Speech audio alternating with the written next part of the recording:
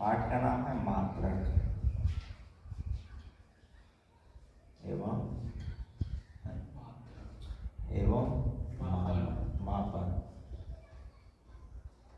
मापन।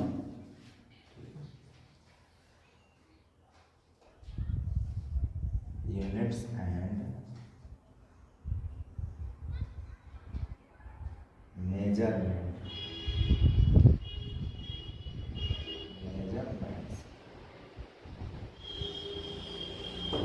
कौन सा पार्ट है? ये इकाई 2 है, ठीक है। तो इसमें सबसे पहले हम लोग जानेंगे कि देखिए भौतिकी जो होता है ना, भौतिकी तो पहले से हम लोग जानते हैं कि ये प्रकृति का विज्ञान है, ठीक है। इसमें प्रकृति में होने वाली घटनाओं के बारे में क्या किया जाता है? अध्ययन किया जाता है। इसी कारण भौतिकी को प्रकृति का विज्ञान भी कहा जाता है। किसका विज्ञान? प्रकृति का विज्ञान कहा जाता है। प्रकृति के देखिए ऑलरेडी ध्यान रखिएगा, सब चीज है, उसके बारे में वैज्ञानिक को पता नहीं था। सिर्फ उसके बारे में उन्होंने क्या किया, उसका खोज किया कि हाँ ये कैसे हो रहा है, ये मतलब कैसे होता है या नहीं होता है। ऑलरेडी ये सब चीज़ तो है। ऐसे बिजली का चमकना, कोई तो ये ध्यान रखिएगा नया बात है नहीं, केवल उसके बारे में वैज्ञानिकों ने पता लगा कि चमकता कैसे है। पृथ्वी का ध्यान रखिए, सूर्य के चारों तरफ चक्कर लगाना, क्या पृथ्वी पहले अगर इसके बारे में हम लोग नहीं जानते हैं तो क्या चक्कर नहीं लगाती थी पृथ्वी? क्या वहाँ भी लगता था। सूर्य का ध्यान रखिए, अपने अक्ष पर घूर्णन करना या ब्रह्मांड का ध्यान रखिएगा फैलना, ये सारी सब घटनाएं घट रहा था। केवल वैज्ञानिक ने इसके बारे में क्या किया है, पता लगा। हाँ कुछ चीज है जिसको निर्मित किया गया है, जैसे जनरेटर वगैरह ये है, पंखा हो गया, बल्ब हो गया, तो ये निर्मित किया गया है। तो ये भी भौतिकी के सिद्धांत, नियम और सिद्धांत के आधार पर ही निर्मित किया गया है। बिना ध्यान रखिएगा किसी नियम के आधार पर कोई चीज को हम लोग मतलब वैज्ञानिकों द्वारा निर्मित किया जा ही नहीं सकता है, ठीक है। तो इसमें होता क्या है, सबसे पहले हम लोग मात्रक और ये ध्यान रखें, पाठ का नाम है मात्रक एवं मापन। मात्रक और मापन जानने से पहले कि आप सोचिए कि किसी चीज के मापन की आवश्यकता क्यों पड़ता है, मापन होता क्या है, मापन की आवश्यकता क्यों पड़ता है। क्या मापन नहीं होता तो क्या हम किसी चीज के बारे में नहीं बता सकते हैं? क्या बता सकते हैं, लेकिन एग्जैक्ट मान उसका नहीं बता सकते। जैसे हम तुलना कह दें कि एक बताइए कि गाय और एक बकरी में कौन बड़ा है, तो आप कह सकते हैं देखकर कि गाय बड़ी होगी। लेकिन अगर पूछ दिया जाए कि बताओ कितना बड़ी है, तो क्या एग्जैक्ट मान बता सकते हैं?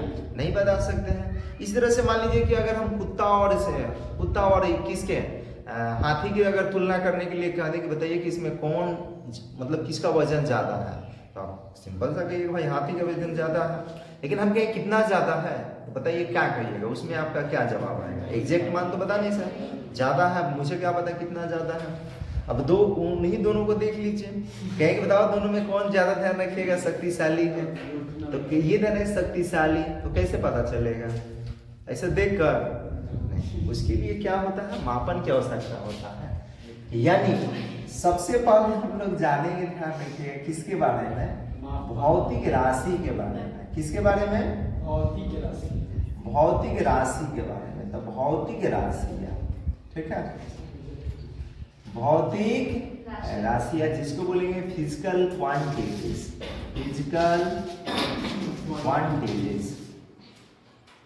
क्वांटिटीज। तो अब थोड़ा सा सुन लीजिए, देखिए भौतिक राशि किसको कहते हैं, फिर से वही बात कर रहे हैं, भौतिकी क्या है? तो भौतिकी मापन का विज्ञान है। भौतिकी क्या है?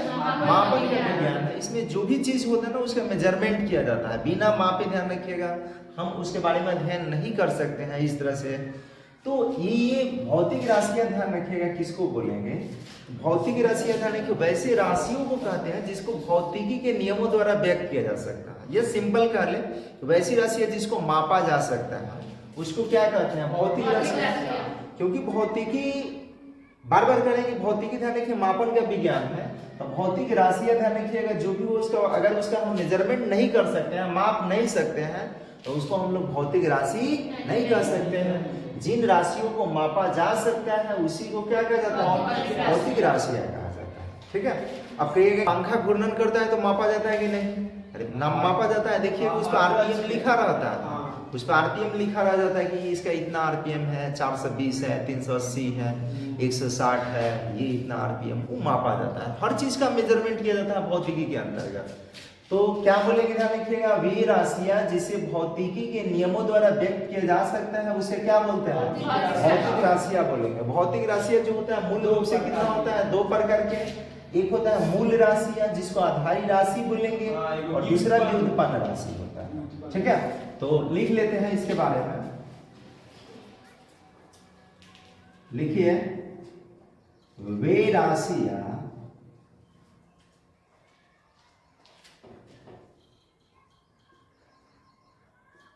जिसे मापा जा सकता है,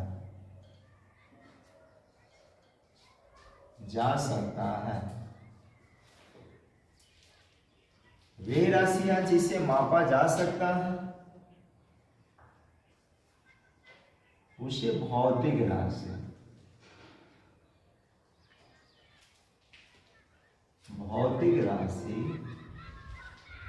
या भौतिक राशियां कहते हैं।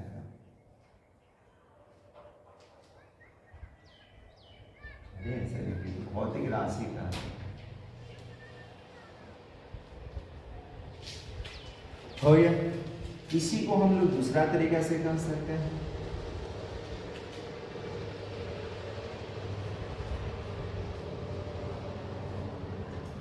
वे राशियां जिसे भौतिकी के नियमों द्वारा,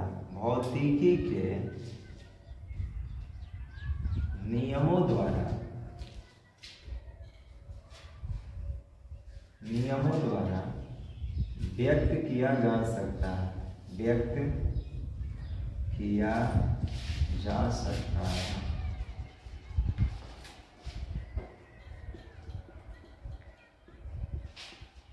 उसे भौतिक राशियां कहते हैं।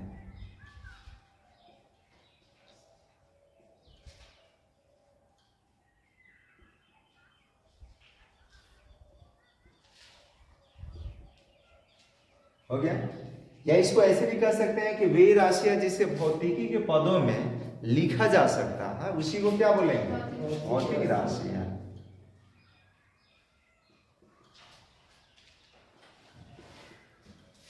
वे राशियां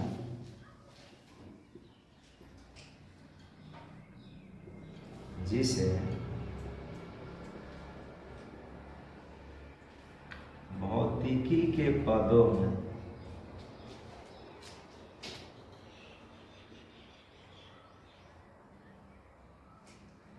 लिखा जा सकता है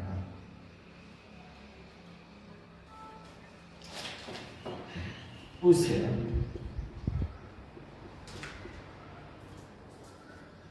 भौतिक राशियां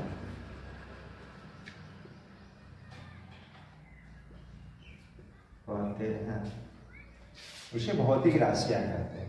अब जैसे की बात कर लें,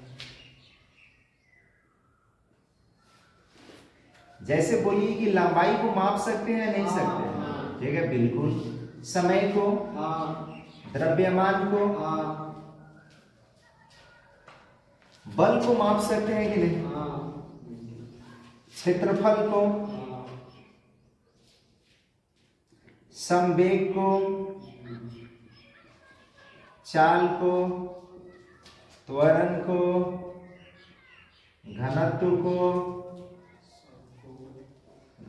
को, इसी तरह से ऊर्जा को, ये सारी राशियों को हम लोग क्या कर सकते हैं, माप सकते हैं।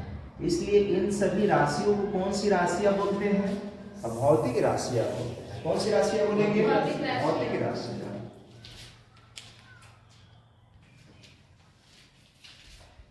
इसको हम लोग भौतिक राशि को सुन लीजिए, पर फिर से दूसरे तरीके से हम लोग कह सकते हैं कि वे राशियां जिसे प्रत्यक्ष या अप्रत्यक्ष रूप से क्या कर सकते हैं, माप सकते हैं। प्रत्यक्ष या अप्रत्यक्ष रूप से मतलब क्या, इसका मतलब क्या, प्रत्यक्ष का मतलब एग्जैक्ट है ना, अप्रत्यक्ष का मतलब नॉट एग्जैक्ट। तो प्रत्यक्ष का मतलब क्या, जिसको हम लोग ध्यान रखें, प्रत्यक्ष का मतलब जिसको हम लोग देख सकते हैं। देखते तो हर राशि को है, हर राशि जिसको हम लोग छू सकते हैं उसको। अब समय को ध्यान रखिएगा, समय मापना होगा तो समय तो छूते नहीं ना, ऐसे देखेंगे यहाँ कितना मापते हैं, लेकिन लंबाई मापना होगा तो उसको तो छूना पड़ेगा, तो उसको बोलेंगे प्रत्यक्ष। लेकिन समय मापना होगा तो बताइए क्या, वहाँ कहेंगे अप्रत्यक्ष। उसको देखेंगे, देख के बोलेंगे कि हाँ इतना समय हो रहा है, ठीक है। इस तरह से हम लिख सकते हैं कि वे राशियाँ जिसे प्रत्यक्ष या अप्रत्यक्ष रूप से मापा जा सकता है उसे क्या बोलते हैं, भौतिक राशि। चलिए उतना जानने की आवश्यकता नहीं है। अब आपको जानना है, ध्यान रखिएगा, भौतिक राशियों का वर्गीकरण, भौतिक राशियों के प्रकार,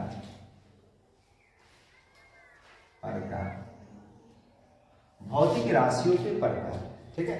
भौतिक राशि कितना प्रकार के होता है, तो ये आप लोग शुरू में ही ध्यान रखिएगा, पढ़े होंगे 9th 10th में कि ये भौतिक राशि जो होता है कितना तरह का होता है, 2 तरह का होता है, ठीक है। इंग्लिश में लिखना होगा तो लिख सकते हैं, टाइप ऑफ फिजिकल क्वांटिटीज, लिख दे क्या, टाइप ऑफ फिजिकल क्वांटिटीज,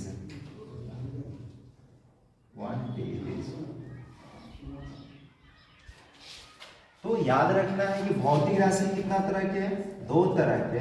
लिखेंगे भौतिक राशि, भौतिक राशि 2 प्रकार के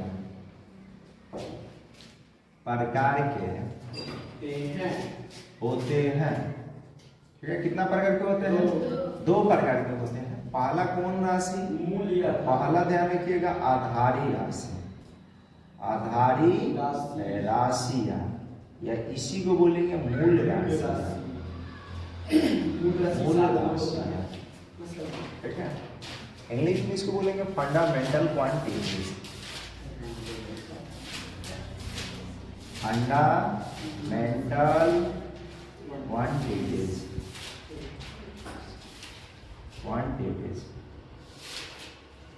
दूसरा कौन राशि, तो दूसरा लिखा है व्युत्पन्न राशि, व्युत्पन्न राशि जिसको बोलेंगे डेराइव्ड क्वांटिटीज,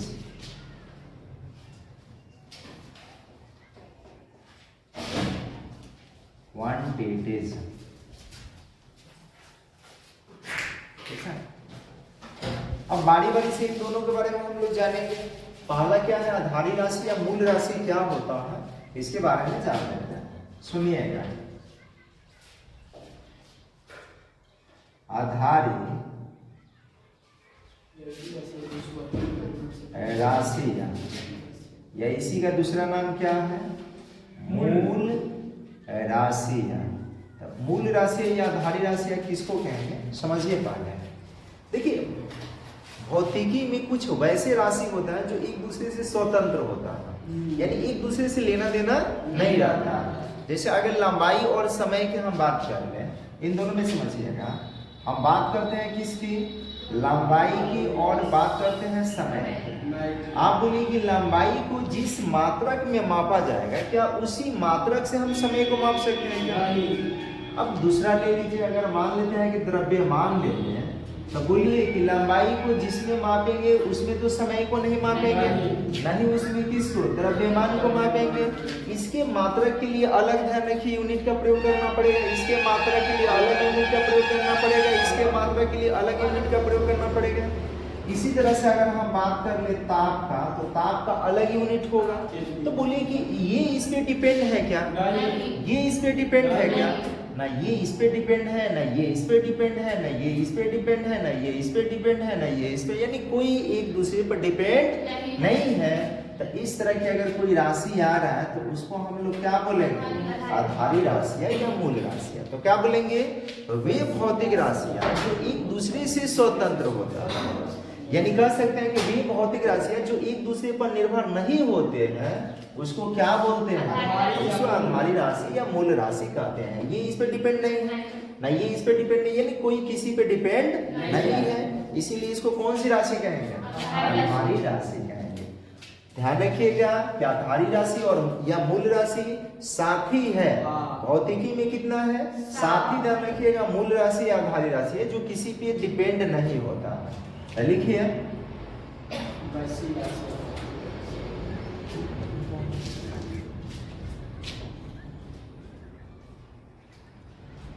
वे भौतिक राशियां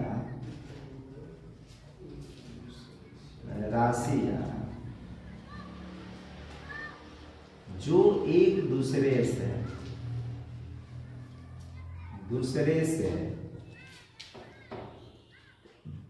क्या होती है? स्वतंत्र होती है। वे भौतिक राशियां जो एक दूसरे से स्वतंत्र होती हैं उसे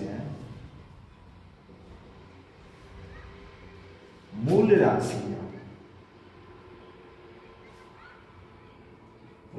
राशियां, या आधारी राशियां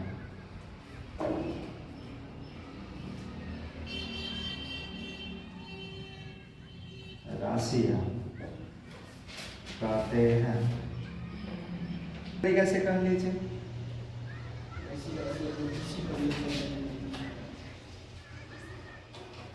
देखिए वैसी भौतिक राशियां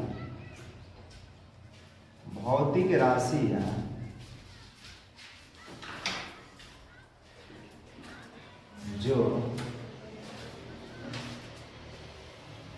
किसी दूसरी राशि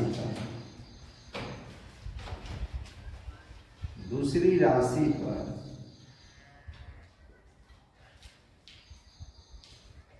स्वतंत्र नहीं होते हैं। दूसरी राशि पर निर्भर नहीं, ये निर्भर है, निर्भर नहीं होते हैं। उस कौन सी राशि बोलेंगे? मूल राशियां या आधारी राशियां कहा जाता है। मूल राशि या आधारी राशि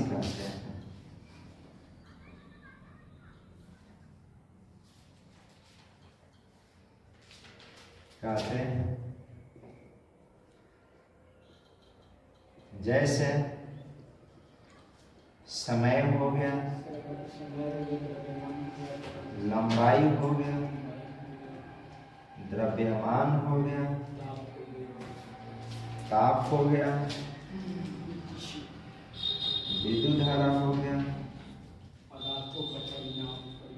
इत्यादि। ठीक है, ये सब ध्यान रखिएगा आधारी राशि या मूल राशि।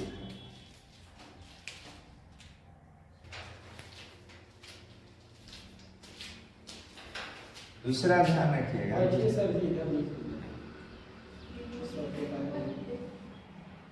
दूसरा है व्युत्पन्न राशियां। क्या बोलेंगे? सुन लीजिए पहले। वे भौतिक राशियां जिसे मूल राशियों की मदद से बनाई जाती है उसी को क्या बोलते हैं? व्युत्पन्न राशियां बोलते हैं। लिखिएगा, वे भौतिक राशियां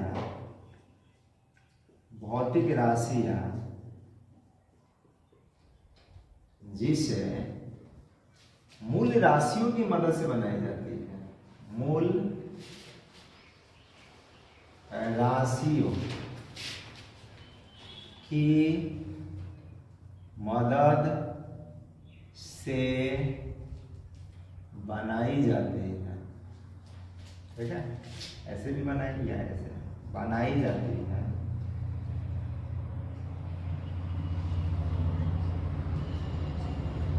उसे व्युत्पन्न राशियां कहते हैं। व्युत्पन्न राशियां कहते हैं।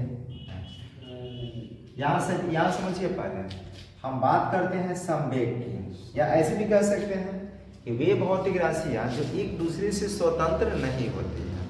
ठीक है, एक दूसरे से स्वतंत्र नहीं होती है। उसे क्या बोलते हैं? उसे व्युत्पन्न राशि या आधारी राशि, सॉरी व्युत्पन्न राशि कहते हैं।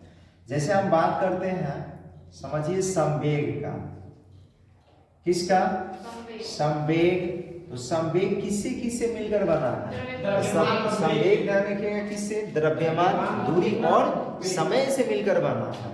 तो यहाँ पर ध्यान रखिएगा, लिखेंगे द्रव्य, ये जैसे यहाँ संवेग मूल राशि, मूल राशि किससे किससे? द्रव्यमान, दूरी और समय से मिलकर बना है। ये कैसे कर सकते हैं? हम अभी बता रहे हैं, समय से मिलकर बना है। ठीक है, समय से मिलकर क्या है? बना है। तो इस तरह से इसको समझा देते हैं, जैसे भी इसी तरह से लिख देते हैं, आप समझ जाइएगा। जैसे संवेग हो गया, बल हो गया, ठीक है, संवेग हो गया और क्या हो गया? बल हो गया। इसी तरह से ध्यान रखिएगा, आयतन हो गया, क्षेत्रफल हो गया, घनत्व हो गया, क्षेत्रफल हो गया, घनत्व हो गया, ऊर्जा हो गया, कार्य हो गया, ठीक है, कार्य हो गया, ये ध्यान रखिएगा, चाल हो गया, त्वरण हो गया। इसमें बहुत सारा है, ठीक है। व्युत्पन्न राशि क्या है? बहुत सारे राशि है। अब बात करते हैं एक संवेग की बात कर लीजिए। पहले आप देखिए, हम संवेग की बात करते हैं तो संवेग के लिए आप लोग परिभाषा पढ़े हैं ना, द्रव्यमान, और गुना में क्या होता है? वेग। लेकिन वेग भी तो ध्यान रखिएगा यही राशि है, व्युत्पन्न राशि। अब और तोड़ेंगे उसको, और तोड़ेंगे तो यहाँ पे क्या लिख सकते हैं? ये तो द्रव्यमान रहेगा। वेग में आप लोग बता दीजिए कि वेग को कैसे लिखेंगे। अब वेग को लिखेंगे, ध्यान रखिएगा, दूरी, दूरी यानी विस्थापन, एक प्रकार की समझिए। तो यहाँ पे लिखेंगे दूरी और बाटा में क्या? समय, चाल लिखेंगे, दूरी और क्या? अब बोलिए कि द्रव्यमान किसी पे डिपेंड करेगा या नहीं करेगा? तो द्रव्यमान किसी पे डिपेंड नहीं करेगा। दूरी का मतलब क्या? लंबाई है। दूरी मतलब लंबाई। तो लंबाई भी ध्यान रखिएगा, इन तीनों मतलब तीन गो राशि है, इन दोनों पर डिपेंड नहीं करेगा। समय भी ध्यान रखिए, इन दोनों पर डिपेंड नहीं करेगा। तो ये तीनों अलग अलग राशि आ गई, जिसको बोलेंगे मूल राशि। और इसी मूल राशि से मिलकर क्या बन गया है? संवेग बन गया है। तो संवेग को हम लोग कौन सी राशि बोलेंगे? ये ध्यान रखिए, व्युत्पन्न राशि। अब कहिएगा बल के बारे में बताइए। तब बल बराबर भी हम लोग पढ़े हैं कि बल बराबर होता है क्या? द्रव्यमान और गुना में त्वरण। बोलिए, पढ़े हैं कि नहीं पढ़े हैं? तो द्रव्यमान तो मूल राशि हो गया, लेकिन क्या त्वरण मूल राशि है? नहीं, त्वरण मूल राशि नहीं है। तो हम लोग इसको फिर से लिख सकते हैं, द्रव्यमान और त्वरण को लिख सकते हैं वेग बाटा समय। क्या लिख सकते हैं? लेकिन अब फिर ध्यान रखिएगा, वेग जो है ये मूल राशि नहीं है, क्योंकि ये तो व्युत्पन्न राशि है ना। तो फिर से इसको हम लोग लिख सकते हैं द्रव्यमान, और वेग के लिए अभी आप लोग पढ़े ना जी, दूरी बटा क्या? दूरी। यहाँ एक्चुअल में दूरी का अर्थ विस्थापन से है। ऐसे ना कि हाँ वेग के लिए हम दूरी बटा समय लिखते हैं। दूरी एक प्रकार के यहाँ पे क्या समझेंगे? विस्थापन को समझेंगे। यहाँ पर ध्यान रखिएगा, वेग हम दूरी इसलिए लिख रहे हैं ताकि आप समझिएगा कि दूरी लंबाई होता है, इसीलिए दूरी लिख रहे हैं, ना तो हम डायरेक्ट विस्थापन लिखते हैं। यहाँ पे लिखेंगे इसके लिए क्या? तो दूरी और बटा में क्या? समय, और इसके बटा में एक और समय है, तो समय कई बार हो जाएगा? 2 बार। तो इसको हम लोग लिखेंगे द्रव्यमान, गुना में ध्यान रखिएगा दूरी, बटा में समय का स्क्वायर। बोलिए यही ना होगा? अब बोलिए कि तीनों अलग अलग राशि हो गया कि नहीं हो गया? ये भी मूल राशि, ये भी मूल राशि, ये भी मूल राशि। तो ये मूल राशि की मदद से बल बन गया कि नहीं बन गया? इसलिए बल को हम कौन सा राशि कहेंगे? तो इस तरह से इसमें किसी को आप देखिएगा तो सब ध्यान रखिए, मूल राशि की सहायता से ही बनी हुई है। बोलिए कि किसके बारे में नहीं जानते हैं आप? सब चीज किसी को अगर पूछना है तो बोलिए कि हाँ इसके बारे में बता दीजिए। त्वरण तो अभी यहाँ पे बता दिए ना, त्वरण ने तो यहाँ पे बताए हैं, फिर त्वरण पूछ रही है, और बताइए। ठीक है, अब बात करते हैं कार्य का। तो कार्य बराबर क्या होता है? आप लोग पढ़े हैं कि कार्य बराबर बल गुना विस्थापन होता है, पढ़े हैं ना? कार्य किसको बोलेंगे? किसी वस्तु पर बल लगने से उसमें विस्थापन हो जाए, तभी हम लोग विज्ञान की दृष्टि से कार्य कहते हैं। ऐसे ना कि बल लगाए विस्थापन नहीं हुआ तो कोई कार्य नहीं होता है। तो कार्य बराबर क्या होगा, बल गुना विस्थापन। विस्थापन या समझेंगे दूरी, अभी बता रहे हैं ना विस्थापन। अब बल के बारे में तो यहाँ पर देखिए अभी तो इतना सारा कहानी लिख दिए ना। बल के लिए क्या लिखेंगे, तो लिखेंगे द्रव्यमान गुना में क्या दूरी बटा में समय का स्क्वायर, यही ना होगा। और विस्थापन एक और दूरी है, तो दूरी अब बोलिए कि सारा ये मूल राशि हो गया कि नहीं हो गया। तो इस तरह से कार्य इस तरह से मूल राशि भी ये मूल राशि से मिलकर बना हुआ है, इसलिए कार्य को हम लोग क्या कहेंगे, व्युत्पन्न राशि। समझ रहे हैं, तो जो भी व्युत्पन्न राशि होगा वो किससे मिलकर बना होगा, मूल राशि से। अब हम लोग जानेंगे कि मूल राशि कितना होता है, मूल राशि कितना होता है उसके बारे में जानेंगे। पहले इसको लिख लीजिए, इसको लिख लेते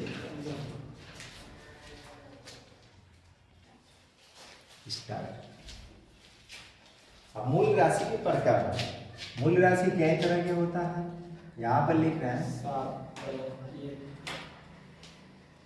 मूल राशि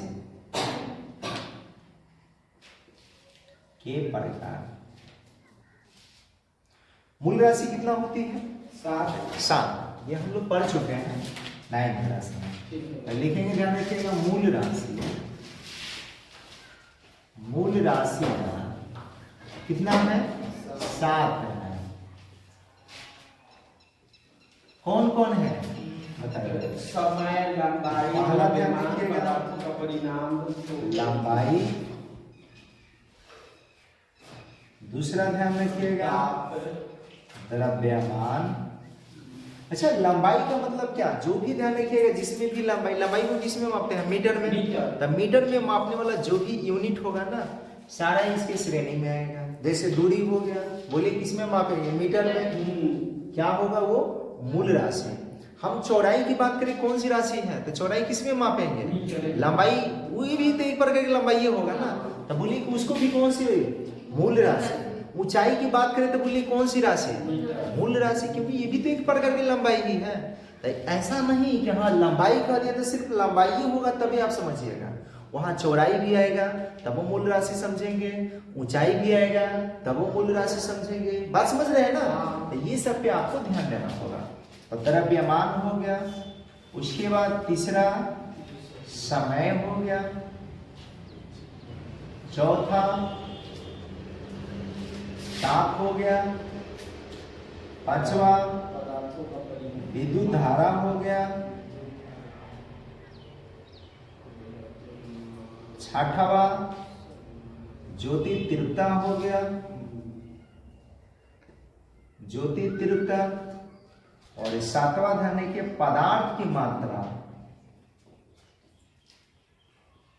पदार्थ की मात्रा, ये इसको पदार्थ की परिमाण भी कहते हैं। क्या बोलते हैं, पदार्थ की परिमाण। ठीक है, तो ये 7 जो राशि है ना, ये सब कौन सी राशि है, मूल राशि। अच्छा, अब थोड़ा सा ध्यान देना होगा कि इन्हीं राशि से क्या सभी राशि बनता है, हाँ इन्हीं राशि से सभी राशि बनता है, लेकिन इसमें 2 और राशि को हम लोग शामिल करते हैं जिसको बोलते हैं पूरक राशि। कौन सी राशि बोलेंगे, पूरक राशि बोलेंगे। अब मूल राशि के अलावा 2 अन्य राशि है जिसको बोलेंगे पूरक राशि। कौन कौन, एक समतल कोण और एक घन कोण। समतल कोण और एक घन कोण, घन कोण को शामिल करेंगे। तो यहाँ पे लिख देते हैं, नोट देते हैं, मूल राशियों के अलावा, मूल राशियों के अलावा 2 अन्य राशियां हैं, 2 अन्य राशि भी है जिसे पूरक राशि कहते हैं। पूरक राशि कहते हैं। ये भी ध्यान रखिएगा, किसी दूसरी राशि पर डिपेंड नहीं करता है। पहला कौन राशि, समतल कोण। समतल कोण समझते हैं, प्लेन एंगल जो होता है, जैसे ये दिख रहा है ना समतल, इसमें अगर कोई एंगल बन रहा है तो इसको कौन सा कोण कहेंगे, समतल कोण। दूसरा ध्यान रखिएगा, घन कोण, या इसको ठोस कोण कहते हैं। तरबूजा में ठेपी मारा हुआ देखते हैं, तो कौन सा कोण है, ठोस कोण है। ये इसको बोलेंगे पूरक कोण। ये दोनों याद रखिएगा, सॉरी, पूरक राशि, समतल कोण और घन कोण या ठोस कोण, ये कौन सी राशि है? पूरक राशि है। ये भी किसी दूसरी राशि पर डिपेंड नहीं करती है, इसीलिए इसको बोलते हैं पूरक राशि। ठीक है। अब देखिए व्युत्पन्न राशि की बात करें, व्युत्पन्न राशि, तो व्युत्पन्न राशि की संख्या अनिर्धारित है, वो बहुत सारी राशि है, तो इसलिए उसके बारे में हम कुछ नहीं कह सकते हैं कि वो कितना है। बहुत सारे वो राशि हैं, बनाया जा सकता है, ध्यान रखिएगा। तो अगर कोई पूछे कि व्युत्पन्न राशि कितना है तो क्या कहिएगा? व्युत्पन्न राशि अनेक है, अनंत है, हम इसके बारे में नहीं कुछ कह सकते हैं। ठीक है। अब जानते हैं मात्रक के बारे में। किसके बारे में? मात्रक के बारे में। मात्रक को इंग्लिश में यूनिट बोलेंगे। क्या बोलेंगे? यूनिट। तो अब मात्रक क्या होता है समझिएगा। देखिए कोई भी भौतिक राशि हो, चाहे मूल राशि हो चाहे व्युत्पन्न राशि हो, उसको मापने के लिए किसी मानक की आवश्यकता होती है कि नहीं? हाँ। जैसे अगर लंबाई की बात कर ले, या ये यानी कि लंबाई की बात करें तो बोलिए इसको मापने के लिए किसी मानक की आवश्यकता होगा, किसी में मापना होगा ना इसको जी। इसी तरह से द्रव्यमान को मापने के लिए किसी मानक की आवश्यकता होगा, समय को मापने के लिए किसी मानक की आवश्यकता होगा, ताप को मापने के लिए किसी मानक की आवश्यकता होगा। इसी तरह से जो भी राशि है उसको मापने के लिए किसी न किसी मानक की आवश्यकता होती है। उसी मानक को हम लोग क्या बोलते हैं? मात्रक बोलते हैं। यानी कह सकते हैं किसी भौतिक राशि को मापने के लिए जिन मानक इकाइयों का प्रयोग किया जाता है उसको क्या बोलते हैं? उस भौतिक राशि का मात्रक बोलेंगे, स्पेसिफिक है, ध्यान रखिए, ये नहीं कि किसी का नहीं। अब लंबाई का मात्रक क्या होगा? लंबाई का मीटर। क्या हम द्रव्यमान को मीटर में माप सकते हैं क्या? नहीं। इसीलिए कहेंगे कि उस भौतिक राशि का मात्रक कहेंगे जो है उसका। ठीक है, यानी किसी का नहीं कह सकता। लिखिए किसी भौतिक राशि, किसी भौतिक राशि को मापने के लिए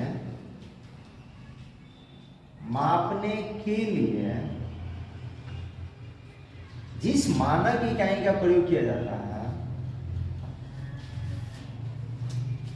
जिस मानक इकाई का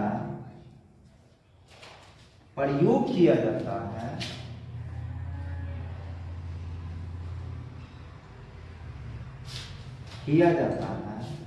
उससे उस भौतिक राशि का, उस भौतिक राशि का मात्रक कहा जाता है। ठीक है। अब मात्रक देखिए, जैसे अब भौतिक राशि, ये तो सिर्फ मात्रक यूज किसके लिए करेंगे? भौतिक राशि को मापने के लिए। तो जब भौतिक राशि दो तरह के होता है तो मात्रक भी दो तरह के होगा कि नहीं होगा? एक मूल राशि को मापने के लिए अलग मात्रक, व्युत्पन्न राशि को मापने के लिए अलग मात्रक। यानी कह सकते हैं कि मात्रक कितना तरह के? दो प्रकार के, क्योंकि भौतिक राशि दो प्रकार के होता है। लिखेंगे यहाँ पर, ध्यान रखिएगा, मात्रक दो प्रकार के होते हैं। इसमें भी आपको ध्यान देना होगा। पहला क्या बोलेंगे? मूल मात्रक, जिसको आधारी मात्रक भी बोलते हैं। आधारी मात्रक इंग्लिश में वही बोलेंगे, फंडामेंटल यूनिट। और दूसरा क्या बोलेंगे? व्युत्पन्न मात्रक। व्युत्पन्न मात्रक,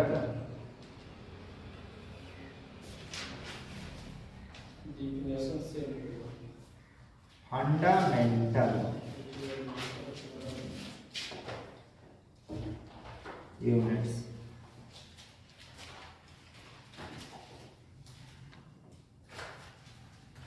derived units।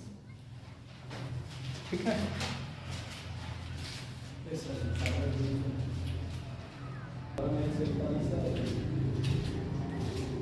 देखिए उसके अब हम लोग किसके बारे में पढ़ेंगे? मूल मात्रक के बारे में पढ़ेंगे। मूल मात्रक,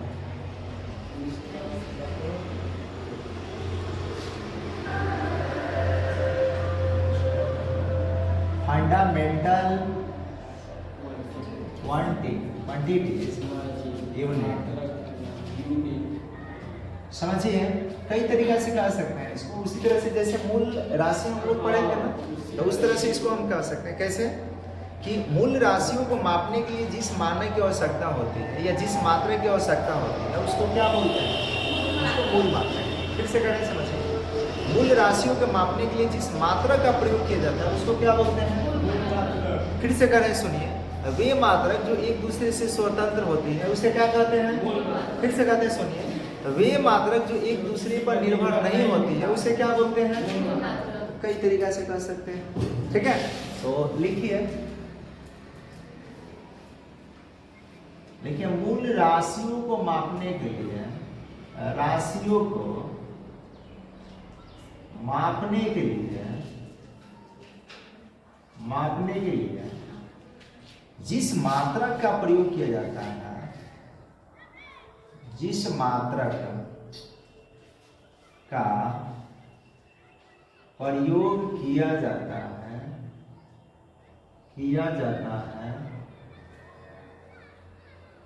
उसे मूल मात्रक कहते हैं। मूल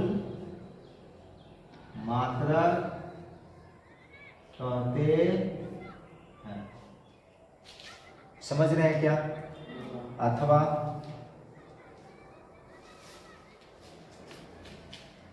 वे मात्रक जो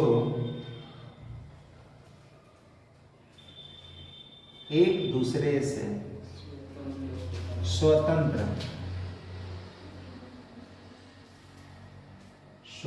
होते हैं उसे मूल मात्रा कहते हैं।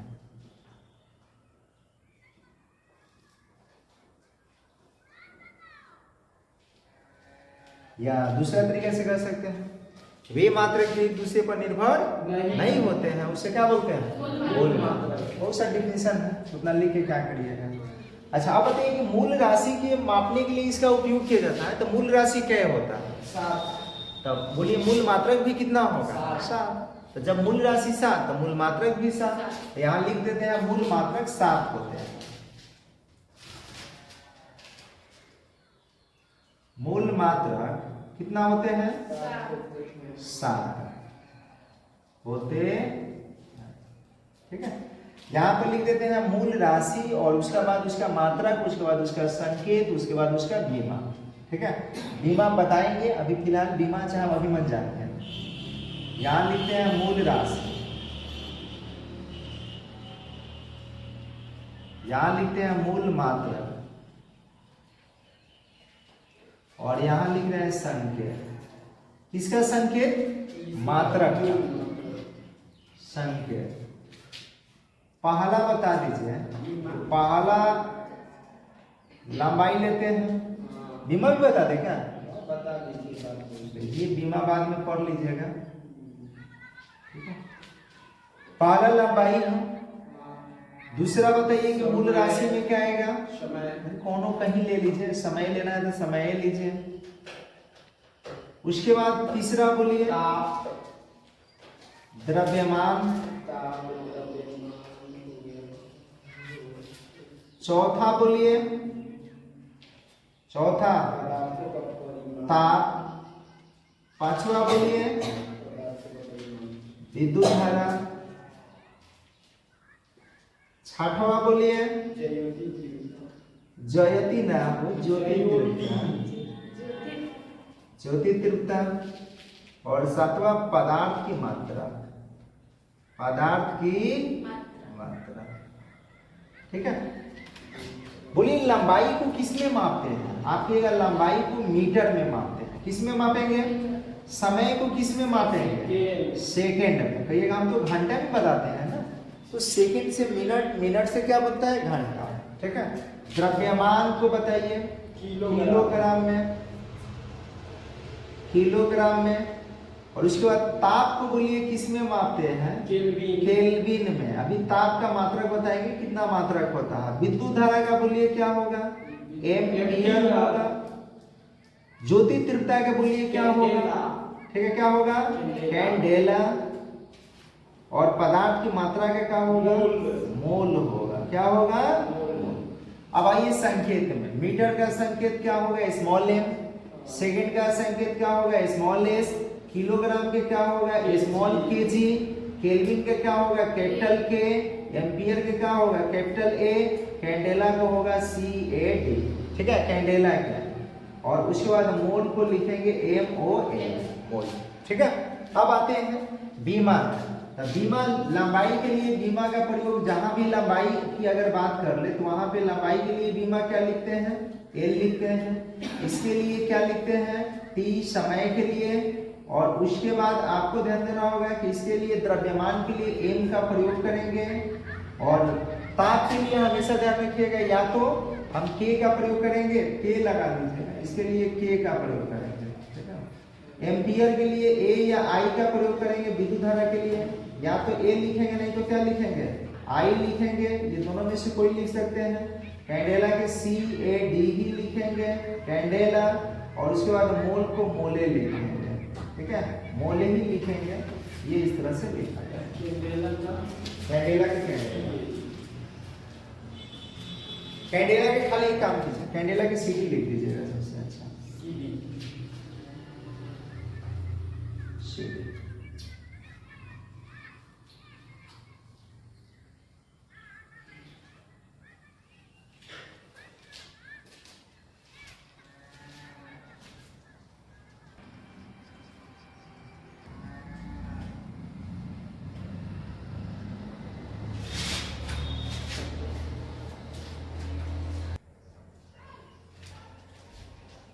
अब कौन से मात्रक? व्युत्पन्न मात्रक।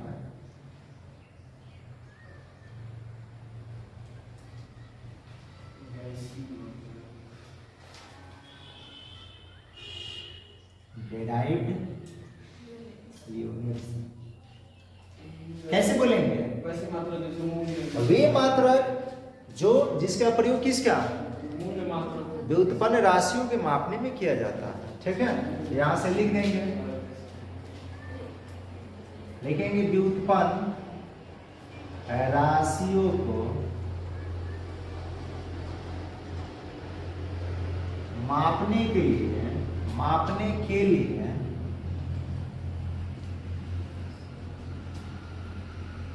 जिन मात्रकों का प्रयोग किया जाता है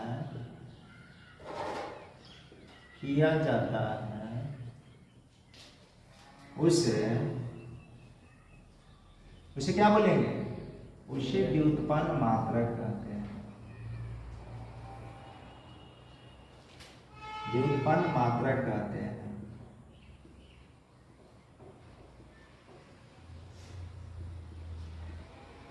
ऐसे कह सकते हैं कि वे मात्रक जिसका प्रयोग व्युत्पन्न राशियों को मापने के लिए किया जाता है उसको क्या बोलेंगे? व्युत्पन्न मात्रक। या दूसरा तरीका से कैसे कहेंगे? वे मात्रक जिसका प्रयोग, ध्यान रखिएगा, चाहे जिसका निर्माण मूल राशियों की मूल मात्रकों की मदद से की जाती है, उसी को क्या बोलेंगे? व्युत्पन्न। अथवा में लिख लीजिए, अथवा। वैसे मात्रक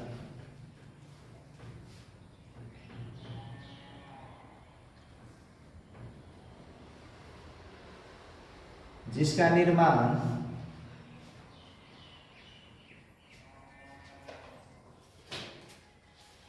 मूल मात्रकों की सहायता से होता है। मूल मात्रकों की सहायता से होता है, उसे व्युत्पन्न मात्रक कहते हैं। अब बोलिए व्युत्पन्न मात्रक कै गो होगा? ये भी ध्यान रखिएगा, जैसे मूल राशि कह रहे हैं, व्युत्पन्न राशि ध्यान रखिएगा कि अनेक प्रकार के होते हैं, उसी तरह से व्युत्पन्न मात्रक भी क्या होंगे? अनेक, क्योंकि उसी का मतलब उसी को मापने के लिए इसका प्रयोग किया जाता है। इसकी संख्या अनिर्धारित, ठीक है, नहीं बता सकते हैं। जैसे